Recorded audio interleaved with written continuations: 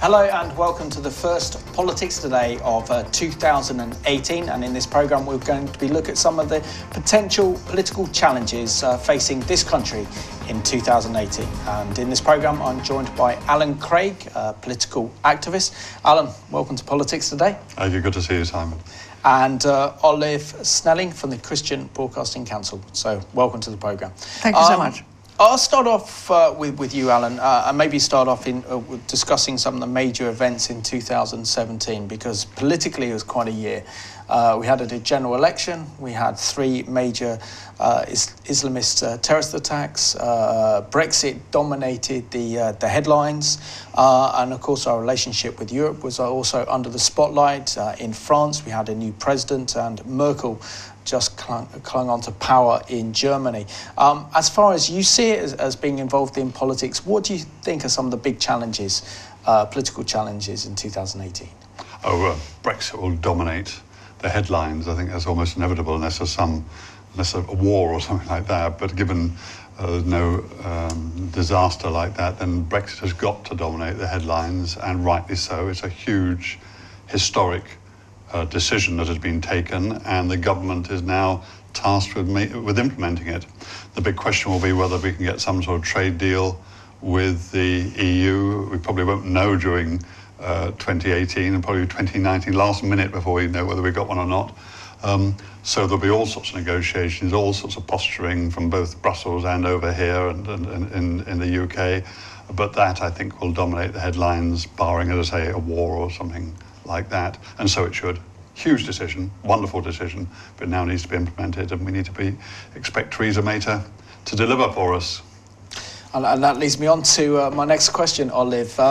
Can Theresa May deliver Brexit? But more importantly, can she survive as Prime Minister? Well, I think that is the $64,000 question. That's why we're asking. Exactly. And you expect me to give you an answer? Absolutely. Okay, well, I'll try. Well, I think that she's stronger than most people think. So she's got a kind of survivor mentality, I think. She is not, in my opinion, a terribly good politician, but she was the best of the bunch, and I don't mean to sort of damn her with faint praise. But can she survive? I mean, she's got such incredible divisions within her own party, and such malevolence directed at her from the other side, and also with the politicians in Brussels. She's got a hard task. Can she survive? I would think that probably a lot of people will try to kind of push her out, but I think her survival instinct will kick in, and I think that somehow she probably will survive, because who is going to take her place? And certainly, if anybody was thinking about Boris Johnson, well, they can think again pretty rapidly. I don't think anybody wants anybody like Boris Johnson as a possible Prime Minister. And who else? I don't know. But some of the backbenchers, maybe. I'm happy to predict that she will survive. And if you invite us back this time next year, I'm happy to predict that she will still be there. I have no prophetic gift here. I just think that... the dangerous game you're playing now.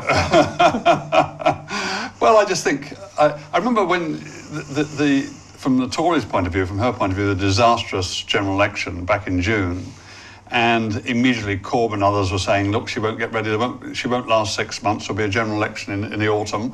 Well, 6 months on, she has lasted, and she possibly looks marginally stronger now than she did a couple of months ago. So I'm with Olave. I think she is a survivor. Whether she knows it or not, she sort of bumbles around. Who else do you have? The problem the Tories have is that if they try and kick her out and it leads to a general election, the only thing that would unite them is none of them, not even Ken Clarke and Alan Soubry, would want to have Jeremy Corbyn as Prime Minister, and that is quite a serious possibility. At least they will think it's quite a serious possibility. So I think she will survive. She sort of gets there in the end, sort of backwards and bedraggled and kicked around and the rest of it. She sort of gets there, and I think she's quite resilient. And I think That's my prediction. Yeah, but don't we want more in our Prime Minister? A Prime Minister that can give the country vision, a Prime Minister can give the country hope, a Prime Minister that's going to, you know, put the case forward. And she seems to struggle in putting any arguments forward. I think you can only have that sort of visionary in certain circumstances that they can get away with it. I mean, Nigel Farage is the latest one we've had, but he's been kept out of the establishment. You know, he's kept out. He did his job. He's now complaining because he's skint, as you probably saw the other day, he's skint, and he hasn't really got a proper role, really. And who knows what he's going to do when the MEP role finishes in 2019. But someone like him, who's quite defined, quite clear. Churchill was another one, but Churchill, as we know from the film that's out, The Darkest Hour, there was a lot of opposition to him at the time, but cometh the man, cometh the hour, and he was there, and he was a right man then, but under special and extreme circumstances. But generally, politicians in democracy have to be rather compromiser and wishy-washy, and I think Theresa May probably fills that bill quite well. I think she does.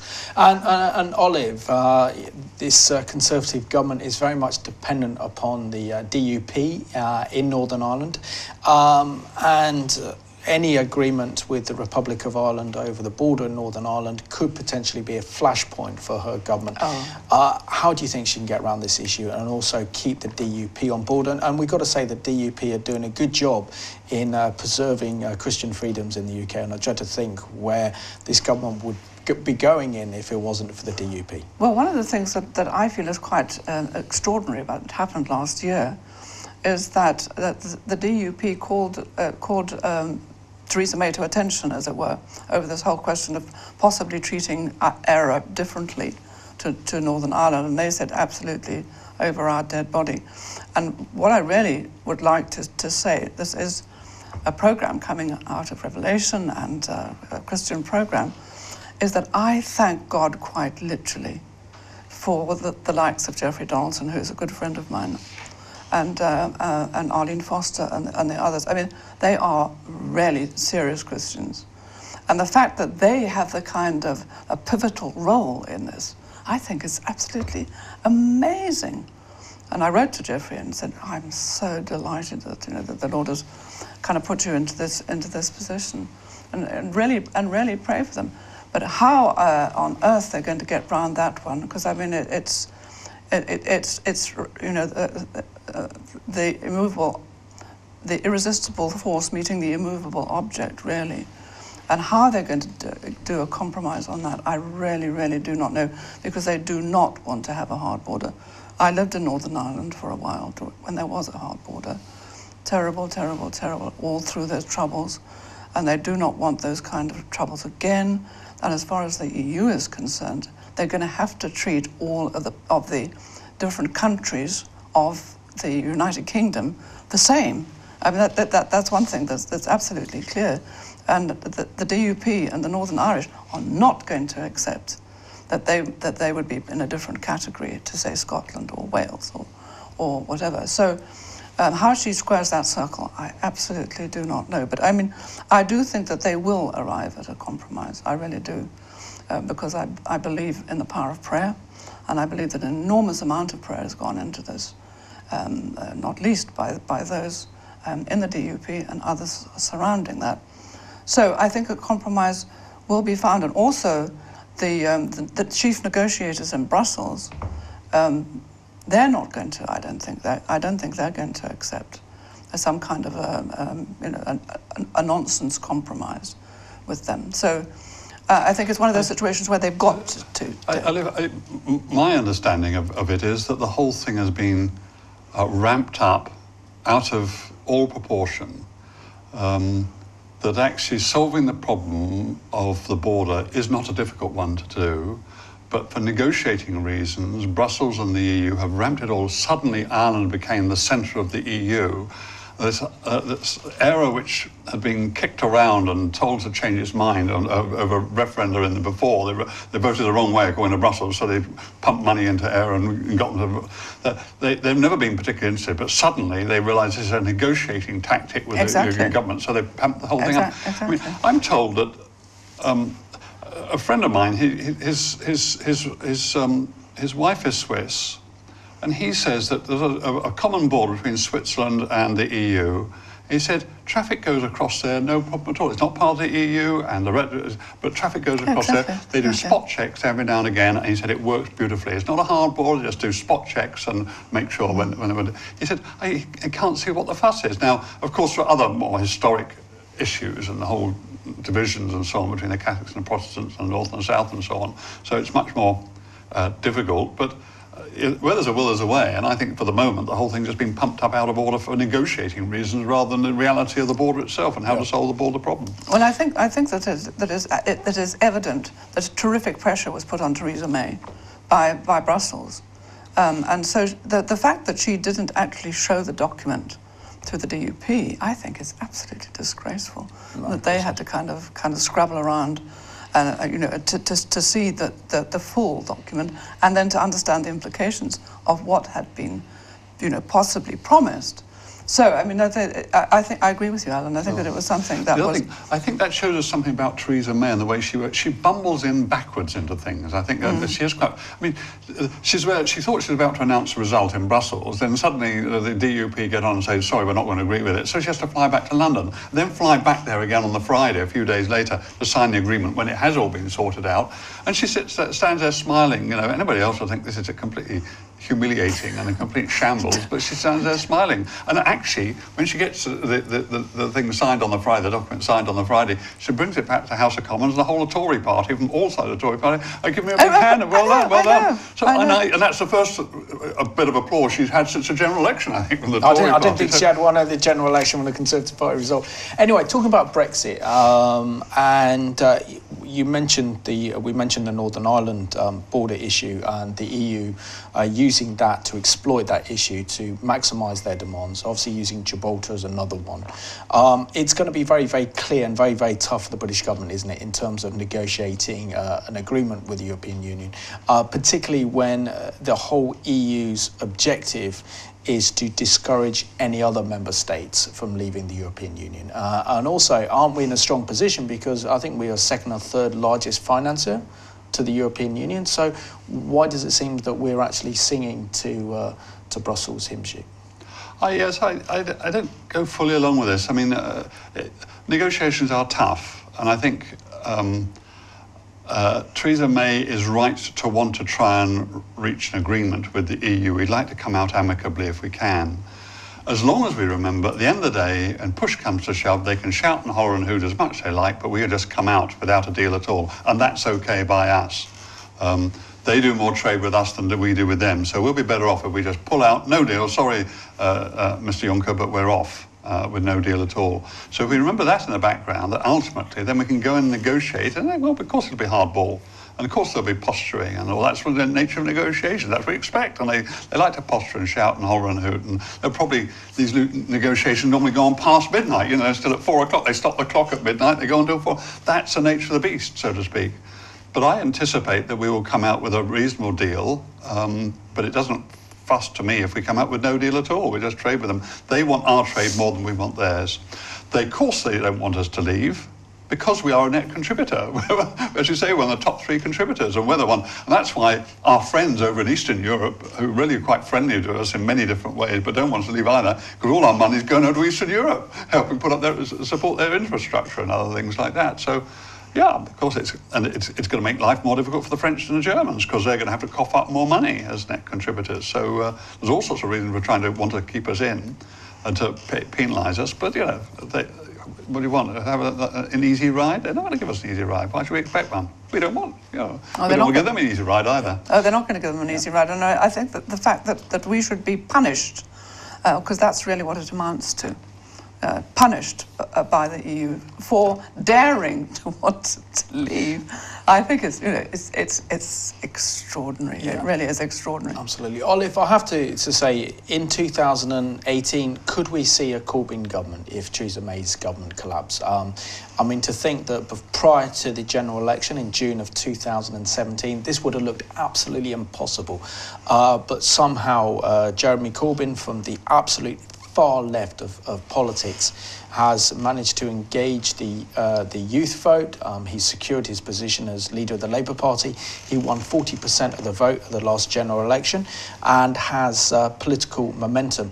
when is there going to be the scrutiny under his policies and to actually think what a Corbyn government could possibly look like? Well, I remember my little grandson sitting behind me when I was driving along, and my daughter said that she was going to vote for Corbyn. I said, what, really? I mean, he's an unreconstructed Marxist. This little voice pipes up from the back seat. What's a reconstructed Marxist? So I tried to explain to him. And you hear John McDonnell. And I simply cannot understand the British electorate. I cannot understand how they cannot see what is actually happening, and the fact that they've got this really, really kind of hard left stance, which they are pushing. But I tell you what, the way that Corbyn won with the youth vote, take my daughter, Cambridge-educated, highly intelligent, wonderful female, voted for Corbyn. Why? Because he was going to scrap tuition fees for university. And I mean, which he ducked out of afterwards, didn't he? I know. just like Nick Clegg, he ducked out of it afterwards. Or at least John O'Donnell ducked out of it for him and said, "Well, we're not too sure about it." I know, but nevertheless, that's why a lot of people voted for him, because they thought, "Yeah, that's my man, absolutely." So it's based on, I think, his popularity is based on a lot of peripheral issues as to how he managed to accrue power. And not on the basic fundamentals of what the implications are of his political stance. I mean, a possible Corbyn Prime Minister, I mean, the mind absolutely boggles. But I mean, nevertheless, you have to say that he's been a clever tactician. Yeah, I think it's quite remarkable, really. I mean, considering how he got battered and bashed by everybody for a long time, then suddenly turns up Trump's.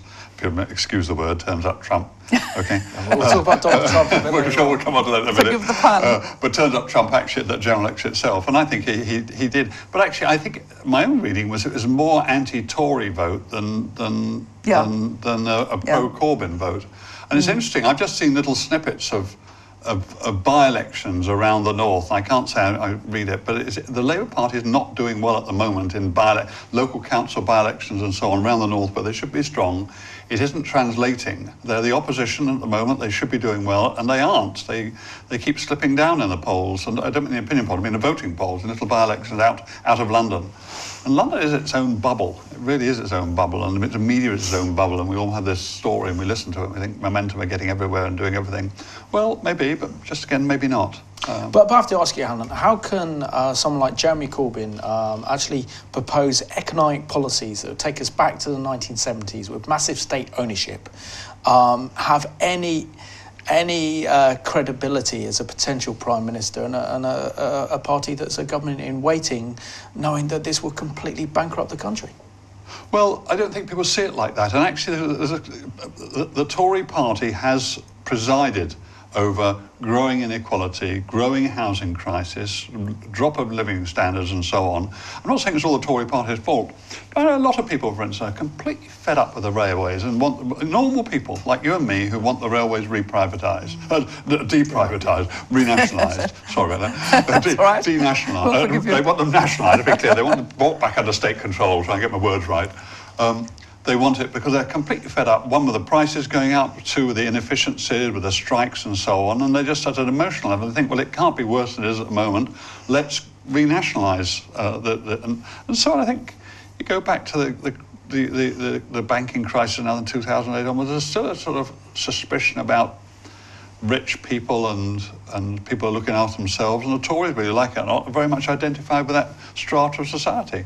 And I think people just think, well, it's time to have a change. So, and Corbyn happens to be there, so he's benefiting from it. I mean, they talk about Corbyn's magic money tree, was it? Yes. During the they also said Theresa May had one. He doesn't cost anything. He just said, well, this is what we want to do. We want to build it bigger and bigger and spend more money and so on. Yeah, and when push comes to shove, it doesn't all add up. But I'm not sure, at an emotional level, so much of politics is driven by emotional, but people just say, I'm fed up with that. We've got to have change, and he's the alternative. Absolutely. An issue now that obviously affects all our viewers as well and is a close issue to our heart, and that's the issue of Christian freedoms. Now, could we see a curb of Christian freedoms in kind of social media, in politics, where Christians are marginalised even more than they are currently, as we are moving so far away from our Judeo-Christian heritage here in Britain and the West? I would say definitely yes.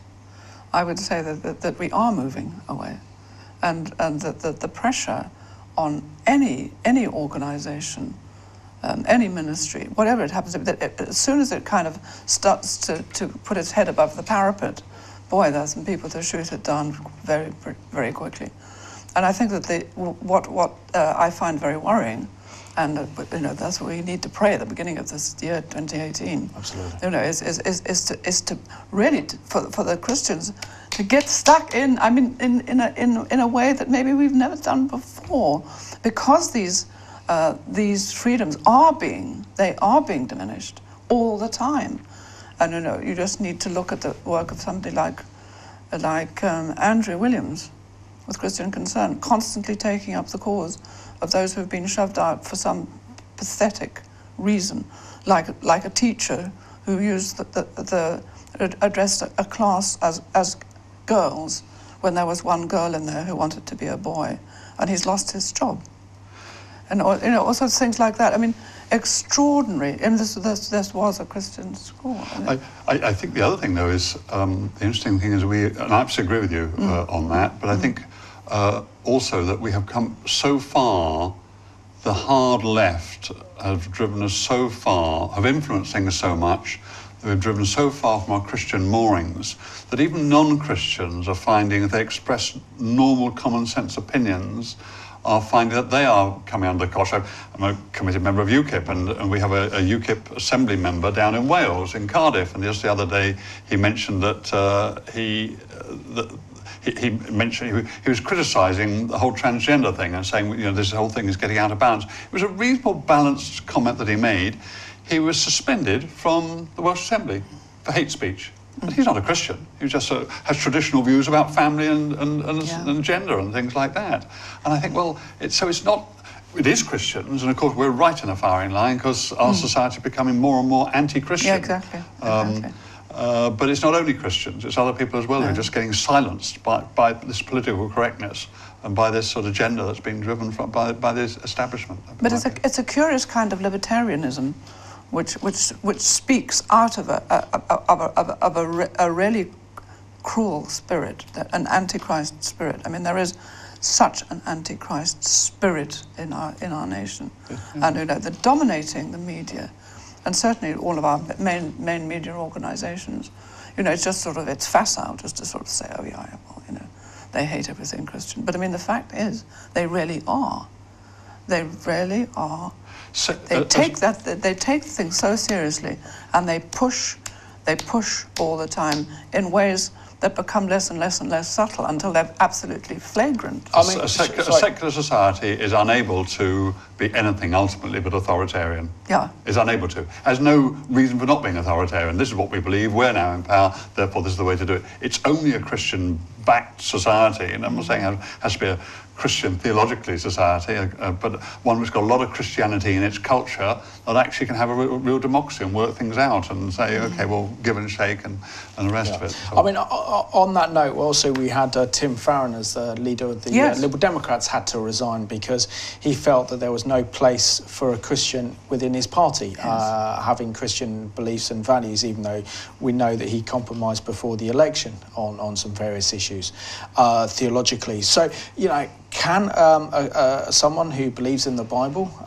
someone who believes in the Word of God, believes in the power of prayer, actually make it to the top in 10 Downing Street? As we've seen in the United States, we're certainly with Mike Pence being vice president, could this happen here? Or have those days now gone?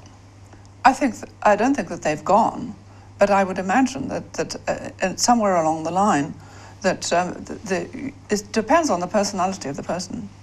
Yeah, that's really what I did. I think they've gone. I think somebody who really stands up foursquare for what we understand to be gospel truths and the ethics and values that go around it, can no longer in our society be Prime Minister. We all know that Theresa May goes to church, but Theresa May is also promoting the LGBT agenda and the transgender agenda and all these other things that so clearly go against the teaching of the scriptures and so on. But so really her going to church, I don't know the state of her faith, but clearly she's a completely untaught Christian. And she survives by not digging in on the things that are important to Bible-believing Christians. So I think it's impossible. I think it's impossible. Okay, so we're down to the last 3 minutes of the programme, so we need to kind of sum up now.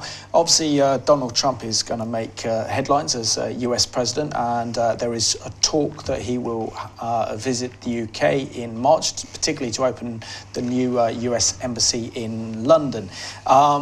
What political waves do you think Donald Trump might have, and what influence could it have on these islands, because we need the United States, particularly now that we're leaving the European Union? I think Donald Trump makes waves wherever he goes. So sort of almost irrespective of what he says, he makes waves. And the fact that it's going to be a controversial visit, that also presents the government with some very, very tricky procedural processes and decisions to be made. So, I mean, I don't exactly know what's going to happen. But, I mean, most people those who like Trump because he speaks his mind. But sometimes he opens his mouth and puts his foot in it. Other times he opens his mouth, like, say, over stating that Jerusalem is the eternal capital of the Jewish people. Fantastic. You know, so you really don't know what he's going to come up with next. But I like the fact that he appears not to be afraid to say what he thinks. So we shall see. And what he makes of the decisions that are made over his visit too, because he wants to go down the Mall in a golden coach, but I don't think that he will. That'll be interesting. Your comments, Alan, on President Trump and a potential state visit? We've got 1:10 left of the programme. No, I think he ought to come. Of course I think he ought to come. Of course it'll be controversial, there'll be all sorts of riots on the streets and so on, but he is the president of one of our closest allies. He is interested in what goes on here. I think it would be a huge insult to not invite him, and having invited him.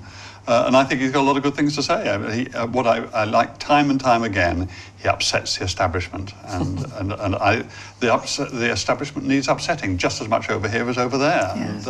And you know, so I want him to come. So Alan and Olave, thank you so much for being my guests on the First Politics today of 2018. Thank you for having us. Thank you so much. And I just want to thank you for watching today's programme. To all our viewers, I want to wish you a wonderful 2018. And let's keep politically active in this year. Let's continue to pray for those in power, that we may have peace. And let's continue to witness for Jesus in politics in 2018.